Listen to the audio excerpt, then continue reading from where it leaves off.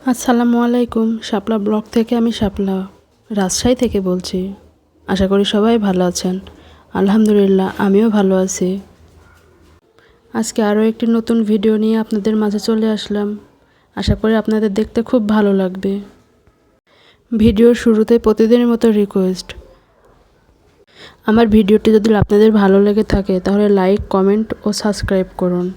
আপনাদের একটা লাইক আমার ভিডিওটিকে আরও অনেক মানুষের কাছে পৌঁছে দিতে অনেক অনেক সাহায্য করবে।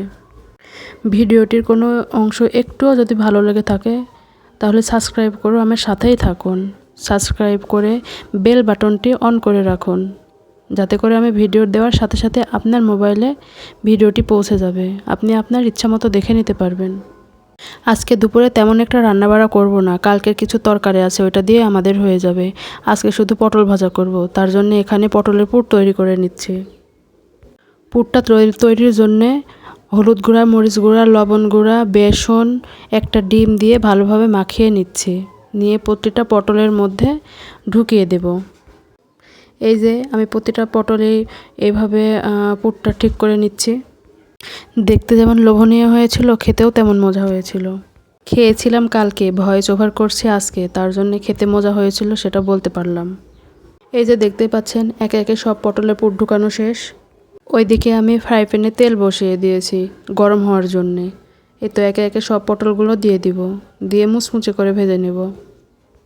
গরম গরম এক প্লেট ভাতের সাথে এই পটল ভাজা থাকলে আর কি লাগে, আর কিছুই লাগবে না। আপনারা একবার বানিয়ে দেখবেন, খেতে খুবই মজা হয়েছিল। আর টাটকা টাটকা সবজি যেমন করে রান্না করা যাক না কেন, খেতে মজাই হয়। এদিকে কথা বলতে বলতে যে আমার পটল ভাজা হয়ে গেছে, একের পর এক আমি উঠিয়ে নিব। দেখেন দেখতে কেমন হয়েছে, মাশাআল্লাহ অনেক সুন্দর হয়েছে।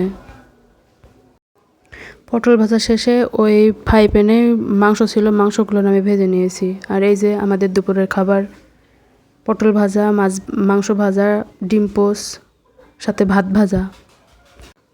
আলহামদুলিল্লাহ খেতে খুব মজা ছিল। আজ এই পর্যন্তই, দেখাবে অন্য কোনো ভিডিওতে। আল্লাহ হাফেজ, আসসালামু আলাইকুম।